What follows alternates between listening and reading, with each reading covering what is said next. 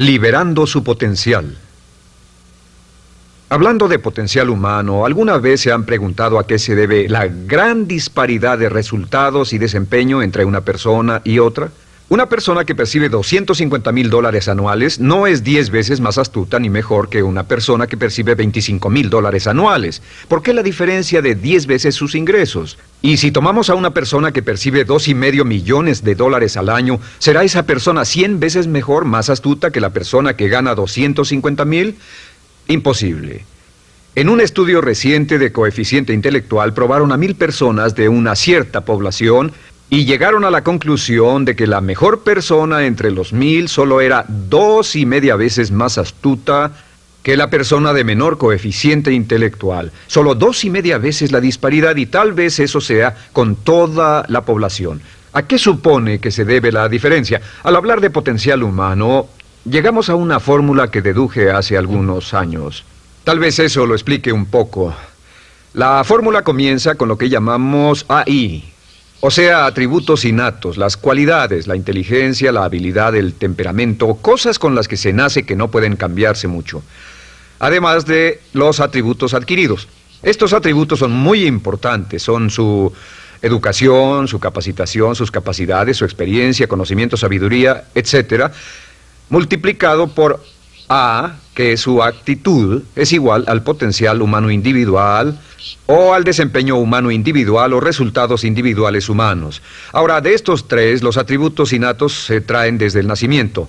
Los adquiridos pueden cambiarse, pero se necesita cierto tiempo para ello, aunque a veces cambiamos muy rápidamente. Cierta información valiosa puede cambiar dramáticamente su eficacia, pero las actitudes pueden aumentarse o disminuirse dramáticamente en segundos. Cada vez que mejoramos nuestra actitud, multiplicamos todas nuestras capacidades. Una actitud ha sido llamada acertadamente el lenguaje más importante del ser humano, la palabra más importante del idioma en el humano. Todo lo que hacemos en la vida, según un estudio en Harvard entre estudiantes ejecutivos, será en un 85% de actitudes. Un 85% de su éxito estará determinado por su actitud. Eso significa que está determinado por cuán positivo o cuánta actitud mental positiva se tenga. Las personas con actitudes mentales positivas tienden a avanzar más rápidamente, se mueven hacia la cima en organizaciones valiosas, ganan más dinero, sacan más satisfacción de la vida. Una actitud mental positiva no significa que baile por las calles y arroje flores. Solo significa que tome una actitud constructiva en general o se aproxime hacia su trabajo, su vida, sus problemas, relaciones, etc. Según el informe Cox de las empresas americanas, según la revista Success, un 85% o más de todo lo que se logra se debe a la actitud. Y la pregunta es, ¿de dónde vienen las actitudes? Las actitudes vienen de las expectativas. Muy simple, ya hablamos de eso.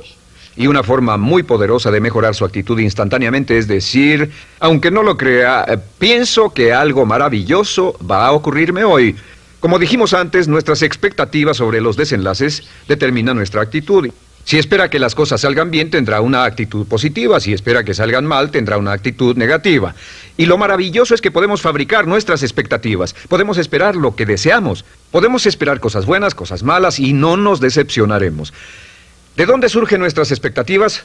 Nuestras expectativas surgen de nuestras creencias y de nuestros valores. Son el centro de los factores motivacionales de nuestra personalidad, nuestras creencias, y esto nos conduce a un entendimiento del potencial humano. Significa básicamente que nuestra actitud es una expresión externa de lo que está ocurriendo internamente, y esto es consistente con las leyes mentales. Con respecto a las creencias, cada uno de nosotros tiene muchas creencias en el fondo que los psicólogos llaman los conceptos propios. El concepto propio, o su descubrimiento, es considerado por muchos como el logro único y más importante para comprender el desempeño humano en el siglo XX. Yo estoy de acuerdo. El concepto propio es como, si queremos usar una analogía militar, el centro de mando. O si queremos usar una analogía técnica, es el programa central de su computadora básica. Es un grupo de creencias, valores, actitudes, sentimientos, ideas, etcétera, almacenadas en el fondo de nosotros y son el resultado de casi todas las experiencias que hemos tenido en la vida. Y algunos investigadores dicen que el concepto propio comienza a formarse aún antes del nacimiento, pero el concepto propio, una vez colocado, Precede, predice y determina sus niveles de eficacia y desempeño en todas las áreas de nuestra vida. El concepto propio se convierte en el centro de mando o el programa maestro. El concepto propio de este grupo de creencias determina lo que dirá, lo que hará, cómo actuará, cómo se siente y reacciona, etc. ¿Qué significa esto? Significa que todas las mejoras en su vida externa, todos los cambios en su realidad comienzan con un cambio en su concepto propio. Les voy a explicar lo que significa. Esta es una gráfica muy simple. Hablamos de potencial humano y decimos que la persona promedio usa un 10% o menos de su potencial. Según investigaciones, tal vez es mucho menos. El Instituto Stanford Brain en Santa Clara, California, estima que tal vez se aproxime a un 2%. Seremos generosos y diremos que la persona promedio usa un 10%. Significa que en los mejores casos, la mayoría, como usted o yo, no usamos un 90% de nuestro potencial. Uno de los mejores filósofos, Oliver Wendell Holmes, dice que la tragedia de la persona promedio es que llegan a la tumba con su música aún por dentro. Aún están funcionando con mucho menos de su potencial total. Y esto es el potencial humano. Sabemos que existe una relación directa entre el potencial humano y el concepto propio. Pero como nuestros conceptos propios o nuestras estimaciones de nosotros mismos generalmente son mucho menores de lo que debieran ser, nuestro nivel de desempeño y eficacia también es menor. Sabemos que nuestro concepto propio es altamente subjetivo. ¿Qué significa esto? Significa que el concepto propio, lo que pensamos que es cierto sobre nosotros mismos, no está basado en la realidad, está basado en información que hemos tomado y aceptado como cierto, hasta el grado en que creemos lo que sea de nosotros mismos y se vuelve cierto para nosotros porque actuamos de una forma consistente con ello. Algunas personas que leen sus horóscopos y creen en horóscopos predicen su futuro. Hay algunas personas que toman la crítica y las opiniones de otros a quienes ni siquiera respetan y hacen suyas esas ideas, dando un resultado muy negativo. Lo que piense, lo que acepte como cierto, se vuelve cierto para usted. También sabemos que como adultos tenemos una variedad de conceptos propios. Tenemos un concepto propio de cómo vestirnos, cuánto pesamos, lo que comemos, lo bien que podemos hablar en público, qué tipo de padres somos, qué tipo de hijos somos con nuestros padres, qué tipo de esposo o esposa somos, qué tipo de amante, de conductor. Lo interesante de manejar es que todos los hombres tienen un concepto muy positivo con respecto a esto. Las mujeres no entienden esto, pero los hombres nacen con un genio inherente para manejar. Todos los hombres son choferes excelentes. Si no lo creen, todo lo que tienen que hacer las mujeres que están viendo esto es pensar en la última vez que trataron de corregir la forma de conducir de un hombre y recordarán que no obtuvieron buenas respuestas. ¿Cómo respondemos ante alguien que desafía nuestro concepto propio, sugiriendo que no somos las personas que pensamos ser? Estamos a la defensiva, nos enfadamos, nos irritamos, es difícil que nos traten. Tenemos un concepto propio de lo creativos que somos, lo inteligentes, lo rápido que leemos, lo bueno que somos en los deportes, y si practicamos una gran variedad de ellos, tenemos un concepto propio para cada uno de ellos. Tenemos un concepto propio de lo bien que cocinamos, de lo bien que educamos a nuestros hijos, de lo bien que limpiamos nuestra casa, los autos que manejamos, etc. Y también de lo que valemos por lo que ganamos. Es muy interesante saber que nunca ganamos más del 10% de nuestro concepto propio en ingresos. Nuestro concepto propio determina nuestro nivel de ingresos. Este nivel de concepto propio se llama zona de confort. Y aunque querramos más dinero, veremos que la tendencia humana natural de todas las actitudes es luchar por lograr entrar a la zona de confort y luego quedarnos ahí. Si ganamos un 10% por encima de nuestro concepto propio de ingresos, tendremos una necesidad imperante de deshacernos de ese dinero. Lo donaremos, lo gastaremos en forma extravagante y hasta lo perderemos si recibimos demasiado. Las personas que ganan la lotería siempre están quebradas a los 2 o 3 años. Queman el dinero porque ese dinero está más allá de su concepto propio. Si gana 10% o menos de su nivel de concepto propio, se descubrirá luchando, trabajará más duro, más tiempo, pensará en forma más creativa, buscará diferentes formas para aumentar sus ingresos o sus segundos ingresos. La única forma de mejorar cualquier parte de su vida, incluyendo sus ingresos, es aumentando el nivel del concepto propio de sus ingresos, comenzando a pensar en usted como si estuviera ganando más dinero. Si quiere bajar de peso, la única forma en que podrá lograrlo es pensando en que está delgado. Piense en usted mismo como una persona más delgada. Si quiere volverse una persona más popular, más amorosa, más feliz o más sana, comience a pensar una y otra vez en esas cosas hasta que se vuelvan parte de su nuevo concepto propio. Hablaremos de eso más adelante. Es una parte esencial de la programación de su mente hacia el éxito. Su concepto propio global está determinado por el promedio de sus conceptos propios en las áreas que considere importantes. Ahora, su concepto propio está formado de 3 partes críticas. La primera parte del concepto propio es el ideal propio. El ideal propio es la persona que más desearía ser, es su idea de lo que constituye un ganador, es su visión ideal de lo mejor que puede ser usted. Nada más, una de las cosas que sabemos de las personas con éxito es que las personas con éxito tienen ideales propios muy claros, ideales claros de quién quieren ser en el futuro. Las que no tienen éxito tienen ideales muy vagos. El número 2 es la autoimagen. La autoimagen es como un retrato de cómo se ve a sí mismo y lo que piensa de sí mismo. La autoimagen es el espejo interno, es como se percibe a sí mismo ahora en su desempeño actual, en forma cotidiana. La tercera parte es su autoestima. Su autoestima es cómo se siente consigo mismo.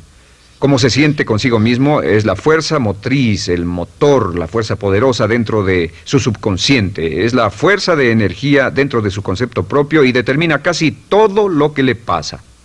La mejor definición de autoestima es cuánto se agrada a sí mismo.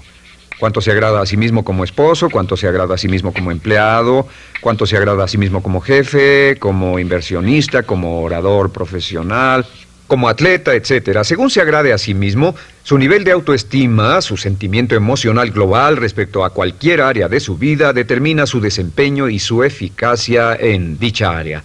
Lo sorprendente es que se convierte en lo que piensa, su concepto propio es maleable, su autoestima puede formarse repitiendo una y otra vez: me agrada mi persona, me agrada mi persona, me agrada mi persona. Me agrada mi persona, me agrada mi persona, me agrada mi persona. Entre más se repita, me agrada mi persona, me agrada mi persona, entre más lo repita una y otra vez, más crecerá su autoestima, y entre más crezca su autoestima, más crecerá su concepto propio global. Cuando crezca su concepto propio global, su desempeño será mejor en todo lo demás que emprenda. Cada vez que diga, me agrada mi persona, me agrada mi persona, me agrada mi persona, me agrada mi persona, me agrada, será como bombearse psicológicamente. Todo lo que pase que haga que su autoestima suba, hará que se comporte mejor. Todo lo que haga que su autoestima baje, hará que se comporte peor, que cometa errores, que sea infeliz, etc. Un punto crítico de agradarse a sí mismo, sobre autoestima y agradarse a sí mismo, es que, número 1, nunca puede querer a nadie más de lo que se quiere a sí mismo. Que su nivel de autoestima es determinante de la calidad de relaciones que tenga con los demás. Y número 2, es que nunca puede esperar que nadie más lo quiera o respete más de lo que se respeta a sí mismo. Cuanto se agrade o se respete a sí mismo, determina sus actitudes hacia usted. Todas las escuelas de psicología actualmente están de acuerdo en el hecho de que depende de lo que usted realmente se quiera y se respete a sí mismo como un ser humano valioso e importante, tiene efecto sobre todo lo que le pase. Cuánto se agrade a sí mismo, y lo que puede hacer es mejorar su autoestima diciendo: me agrada mi persona, me agrada mi persona, me agrada mi persona, me agrada mi persona. Y esto nos lleva a la pregunta: ¿de dónde viene el concepto de autoestima? Y descubrimos que el concepto propio es maleable, puesto que no nace con este concepto propio, no nace con ninguna idea sobre sí mismo, no nace con autoimagen ni autoestima. Nace, en cierto modo, como potencial propio. Es la mejor forma de plantearlo. La persona promedio llega al mundo como potencial puro. Y no tiene el concepto propio de que todo lo que es ahora, todo sentimiento que tiene, toda actitud o valor, tuvo que aprenderlo en el transcurso de su vida. También sabemos que el niño llega al mundo con una necesidad imperante de amor y contacto. Y como una gran cantidad de investigaciones lo indican, necesitamos mucho amor y contacto durante toda nuestra vida, pero en especial durante nuestros años de formación, porque de niños aprendemos quiénes somos, cuánto valemos, si somos importantes, inteligentes, amorosos, chistosos. Todo esto lo aprendemos por la forma en que nuestros padres nos tratan. Si nuestros padres, nuestros parientes, tíos o tías, en especial nuestros padres, nos tratan como si fuéramos realmente importantes, crecemos pensando que somos realmente importantes, pero si nuestros padres no lo hacen, pasa algo más. Sabemos que los primeros años de vida son los más importantes para el desarrollo del concepto propio, que un niño comienza a partir de cero. El niño nace sin saber quién es él o ella. Son sumamente valiosos el primero, segundo, tercero, cuarto y quinto años de vida. Algunos psicólogos pensaban que eran los 5 primeros años, pero ahora dicen que son los 3 primeros años. En sus 3 primeros años de vida el niño aprende quién es, y dicen que si se les da suficiente cantidad y buena calidad de amor en los 3 a 5 primeros años, los prepara usted de por vida. Los coloca en una base sólida de autoestima y confianza en sí mismos, valor e importancia realmente. Existe una relación directa entre la calidad y la cantidad de amor y el desarrollo de una personalidad sana. Entre más amor, amor incondicional, reciba un niño en sus años formativos, más fuerte será la base de su personalidad.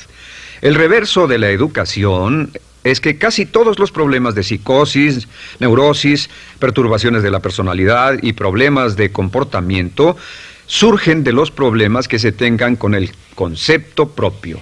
Ahora observemos a los adultos. Aquí está nuestra personalidad adulta. Si nos observamos, podemos llegar a reparar nuestras bases, por así decirlo, repitiéndonos una y otra vez: me agrada mi persona, me agrada mi persona, me agrada mi persona, y llevamos ese concreto reparador hacia la base de nuestra personalidad. Los niños necesitan el amor como las rosas necesitan la lluvia. Los niños que carecen de amor a menudo mueren por escasez de amor. Es una enfermedad llamada marisma. Ahora, ¿qué más sabemos sobre los niños? Sabemos que los niños llegan al mundo con dos atributos notables. El primero es que no sienten temor. Los niños nacen sin temores. No temen a nada excepto a caerse y a los ruidos fuertes. Y esto se expresa en sus actitudes: yo puedo. Los niños llegan al mundo pensando que pueden hacer cualquier cosa, y quien haya criado a un niño hasta la edad de 3, 4 o 5 años sabe que debe pasar esos primeros años evitando que se maten, porque son como pilotos japoneses, porque no le tienen miedo a nada. Su segundo atributo es que llegan al mundo totalmente espontáneos. Dicen lo que quieren, hacen lo que quieren, son totalmente desinhibidos. Totalmente. Ellos no temen hacer nada de lo que desean, y esto se expresa en su actitud: no quiero. No tengo que hacerlo. Si ha tratado de controlar a un niño, lo habrá visto. Lo primero que dicen cuando comienza a darle órdenes, lo primero que aprenden es: no tengo que hacerlo. Claro, a veces cambiamos sus mentes de una u otra forma, pero estos son los dos atributos con los que los niños llegan al mundo. Llegan al mundo sin temores y desinhibidos. ¿Qué significa esto? Significa que nuestro derecho innato natural es no ser temerosos y ser desinhibidos. Y solo cuando podemos crear la misma situación en nuestra vida adulta, cuando no tememos y somos desinhibidos, nos sentimos a gusto con nosotros mismos. Las mejores organizaciones, las mejores compañías son las que crean un ambiente donde nos sentimos sin temores y sin reservas para ser nosotros mismos y para hacer lo mejor de nosotros. Al crecer descubrimos que los niños aprenden de dos maneras. La primera es por imitación. Imitan a uno o a ambos padres, en especial al padre dominante. Algunas veces el padre dominante cambiará cuando crezca el niño, y a veces los niños imitan al padre, a veces a la madre, pero aprenden por imitación. Muchas características y hábitos que tenemos como adultos los aprendimos de nuestros padres. ¿Alguna vez ha tenido la ocasión de gritarle o reñirle a uno de sus hijos? Verá que le dice las mismas cosas que le dijo su padre a usted cuando era niño. Así que imitamos. A veces imitamos su caminar, a veces su forma de hablar, a veces imitamos sus valores, sus creencias, etc. Aunque esos valores y esas creencias no tengan ningún valor. ¿Por qué? Porque nuestros padres eran así cuando nosotros éramos niños.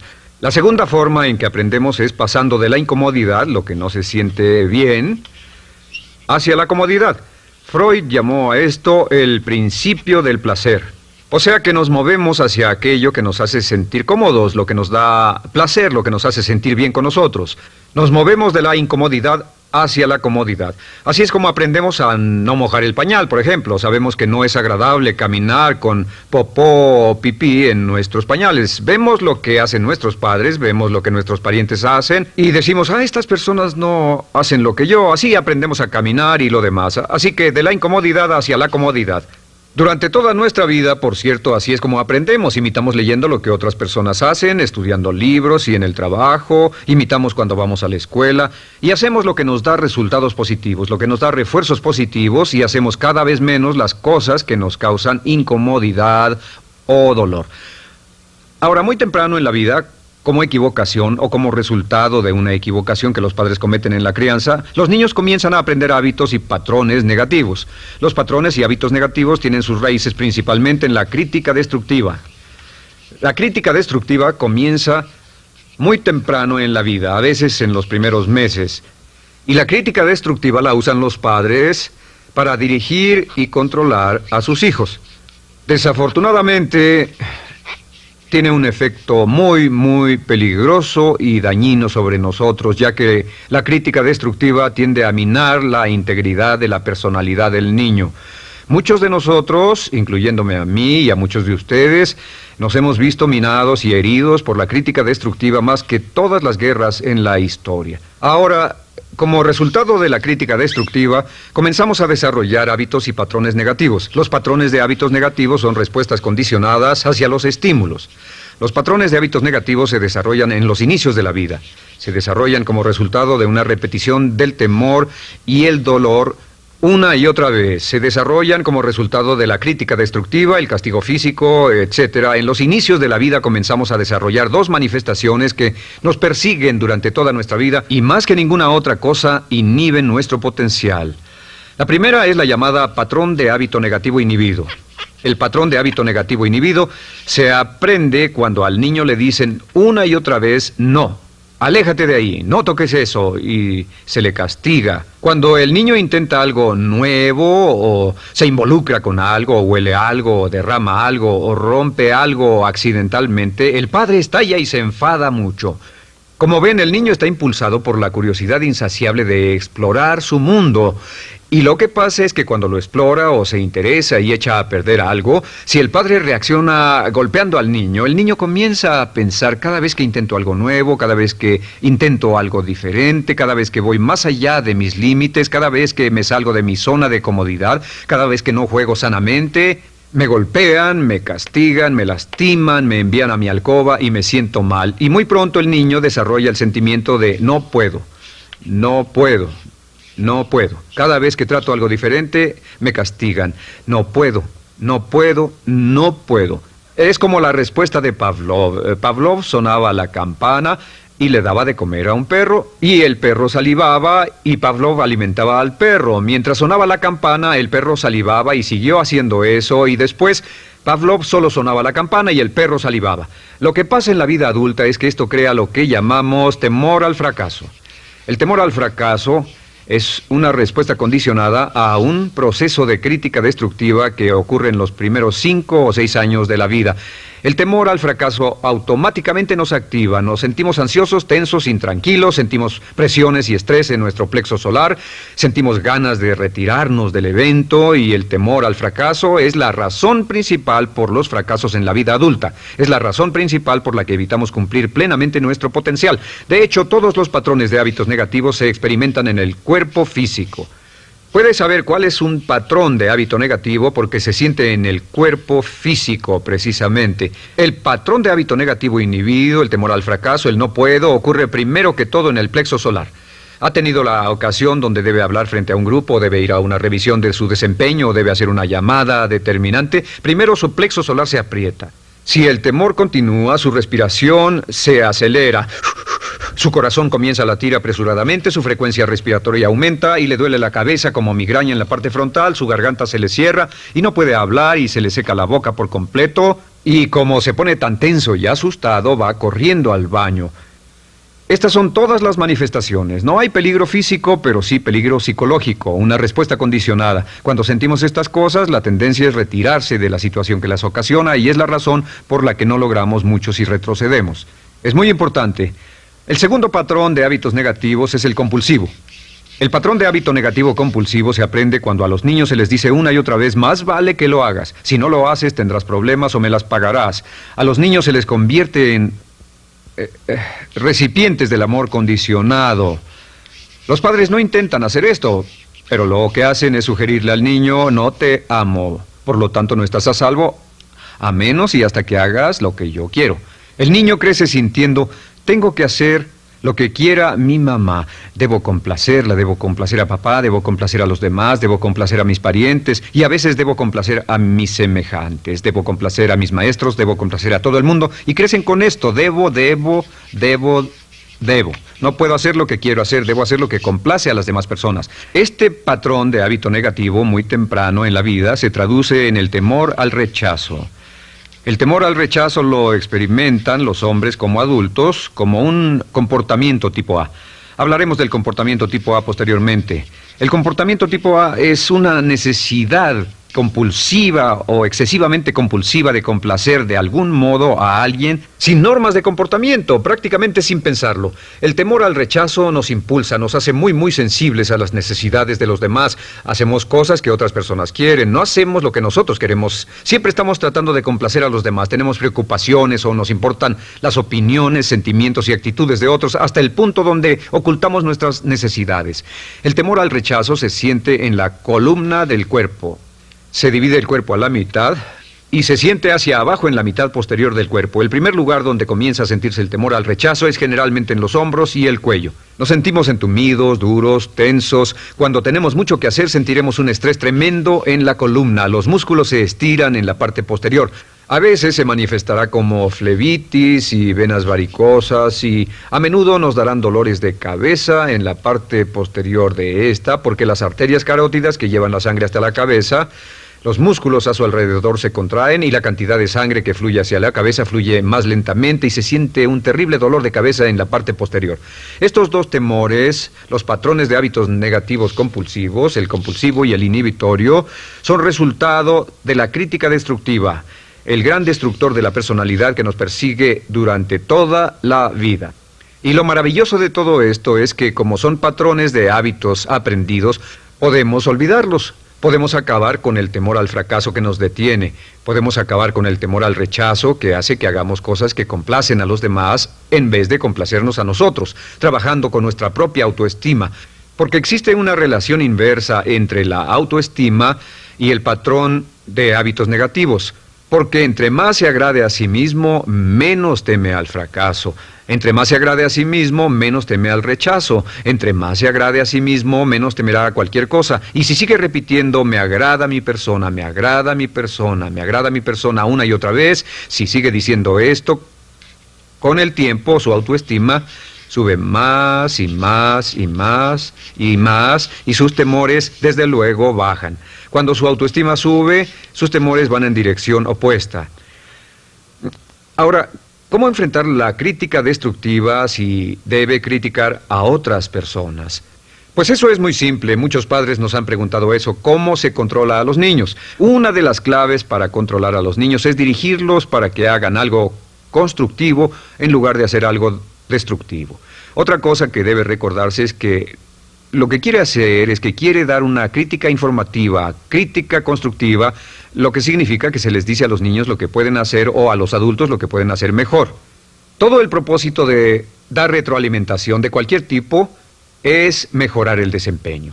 Si es padre o si es jefe o si es una persona en una relación, si una persona está haciendo algo malo o inadecuado, todo el propósito de darles cualquier tipo de retroalimentación es para que puedan hacerlo mejor.